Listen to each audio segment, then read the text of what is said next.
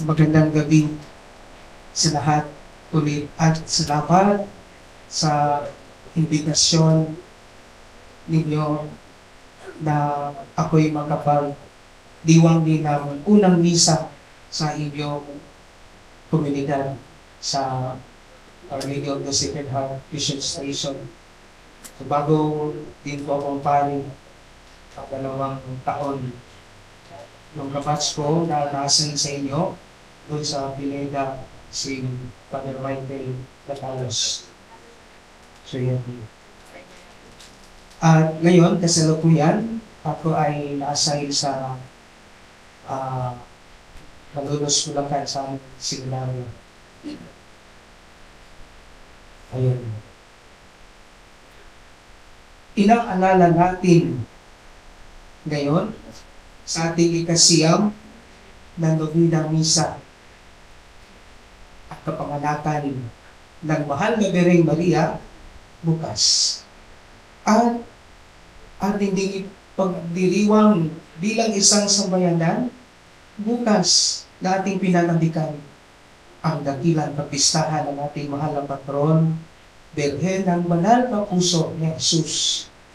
At ito rin ay kaalinsabay ng inyong ika-6 na anibersaryo ng pagtatatag bilang Our Lady of the Sacred Heart Mission Station. Bilang isang bayang sumisinta kay Maria, ay hindi natin maisasantabi ang pagdiriwang na ito. Nakabatid na ang tunay na debosyon kay Maria ay dapat maghatid kay Jesus. Kaya tamang-tama po yung ating tema. Talagang pinasadya na sa ating kapistahan, sambayan ng nagdadamayan, kasama si Jesus at Maria, sama-samang ipahayag ang misyon ni Kristo, pag-ibig at ganap na kaligtasan. Kaya yung laging nagdadala sa atin ang ating Inang Maria kay Jesus. Kung ating titingnan, ang imahe ng banal na puso ni Jesus ay tinuturo niya ang puso ng kanyang anak. Always follow His heart, pointing to the heart of His Son. Always pointing and leading us to Christ.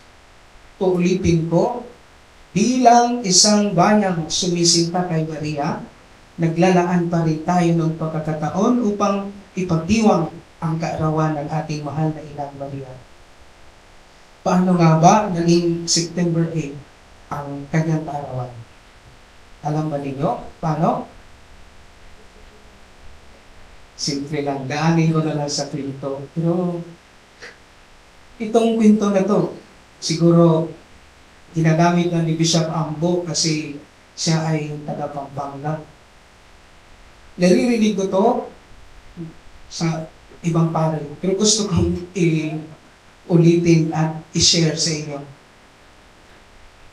Sabi, no, bakit September 8? So may isang turistang Amerikano daw ang sumakay ng bus papuntang Macabebe. May Pampanga yun, no? Medyo nainip siya sa haba ng biyahe. Kaya tinanong ang konduktor. Sabi ng Amerikano, "Hey Joe, how long to Macabebe?" Ang pag-intindi ng konduktor ay, "How long to Macabebe?" Kaya tinawanan niya ang Amerikano. Natural, napikon ang tanong at sinigawan ng konduktor, "Hey, don't laugh at me. I am asking a serious question. How long to Macabebe?" Paghalit na sumagot ang konduktor, "Don't you shouting at me. I'm no ignorant. Okay, I will tell you. It's 9 months to Macabebe." At napatalon sa kinaupuan ng gano'n, 9 months. It's too far. Ang sagot sa tanong, kanina bakit September 8, ang pinagdiriwang ng birthday ni Mama Mary, actually, wala ito sa historical, sa history na matitrace, wala dito sa theological explanation. Nasaan, Father? Ang sagot ko, simple lang din, tulad ng konduktor, 9 months to make a baby. Bilangin ninyo. December 8, ang araw ng kalinis-linisang paglilihi kay Maria sa Immaculate Conception. Hanggang 9 months, September 8, pero hindi po sa kanya yun. Kay Jesus po yun. Kaya, yun. Anyway, hindi naman mahalaga ang eksaktong petsa ng kapanganakan ng mahal ng Gabriel. Ang gusto ko lang sabihin, ang mahalaga ay isinilang siya bilang tao dito sa lupa upang mabigyan gaan ang katuparan ng plano ng Diyos. Ang kapistahan ng kapanganakan ng mahal na Birhen, bukas, ay dapat magpapaalala sa atin ng kagandahang loob at katapatan ng Diyos. Tanong ko, naramdaman niyo ba yung walang maliw na pagmamahal at katapatan ng Diyos sa inyong mga buhay? Yung kanina, papunta ako dito, galing Bulacan. Actually, yung nakaset up sa isip ko, nag-drive ako, galing akong Quezon City. Nung nalaman ko, galing pala akong Bulacan, at saan ako papunta. And, yun, I trust my instinct, at saka nagpagtulong ako sa Google Map. At nagkarating ako, nagkasalubong tayo sa kanto, kaso nauna tayong pumasok sa kanto. At sabi ko, yes, I am here. Salamat. Karanasan ko din ito nung last December, kabakasyon ko. Kumpiyansa ako, kaya gusto kong mag-book ng Grab. Pero, naku po, tumatakbo ang oras, kinakansil, walang kumukuha sa aking book. Yung flight ko, malapit na. Gustong nasa plano ko, mag-Grab.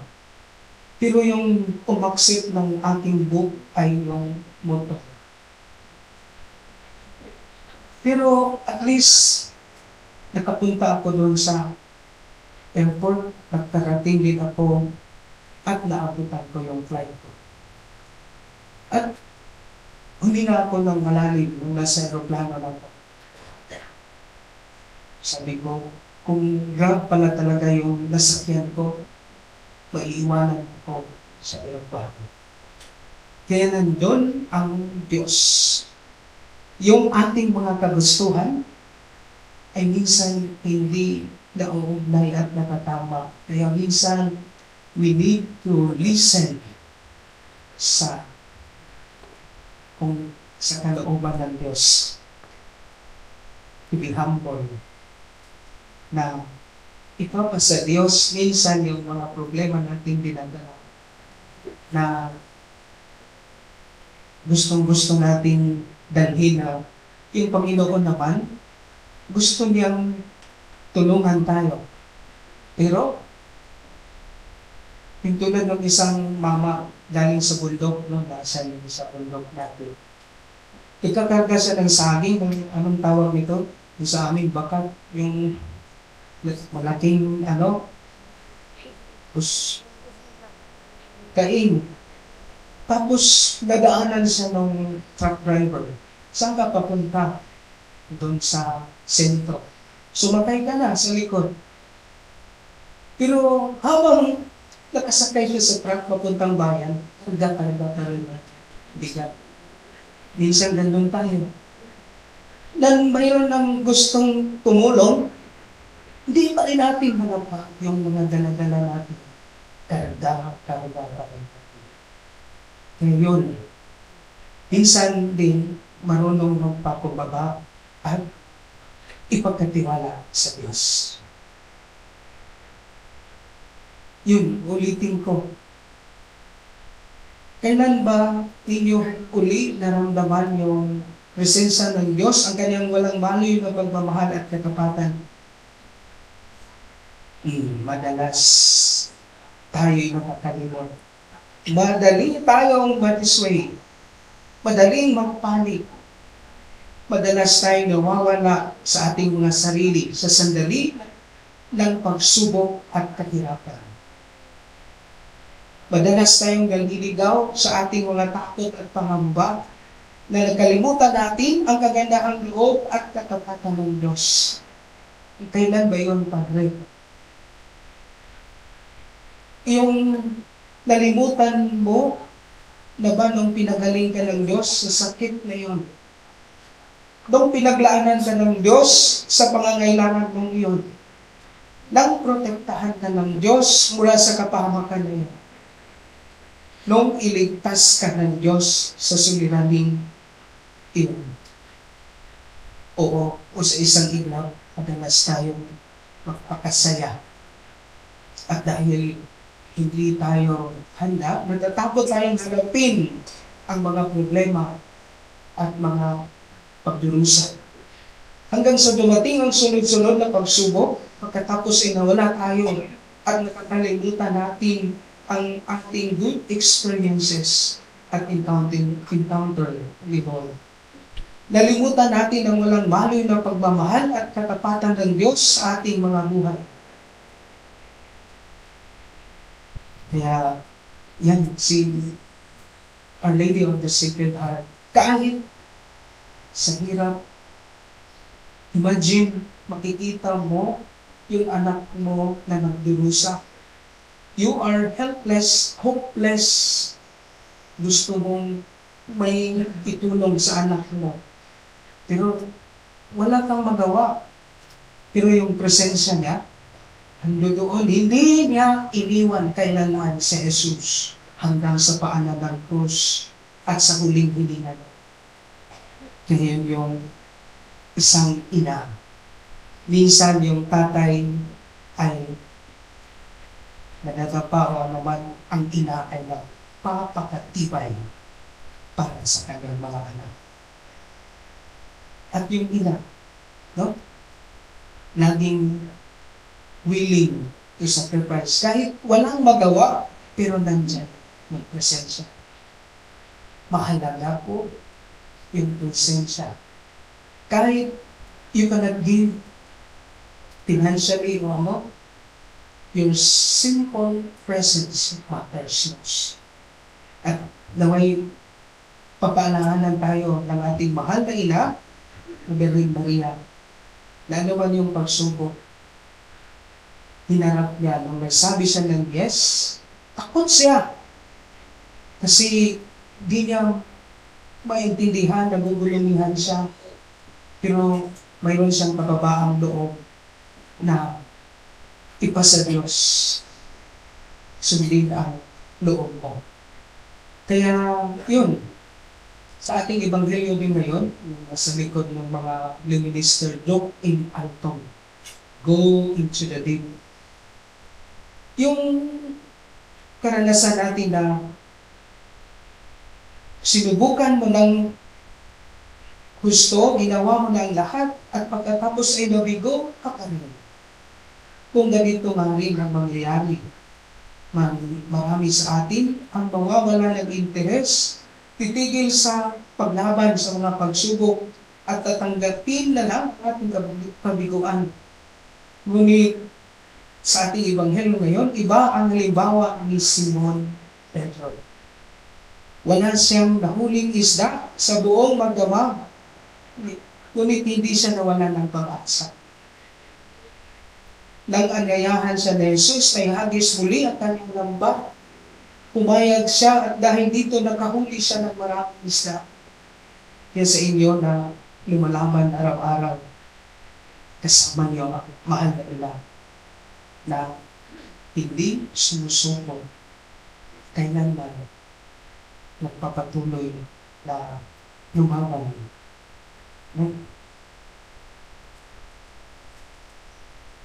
Kaya yun, pinapaalahanan tayong hindi dapat mawalan ng pag-asa.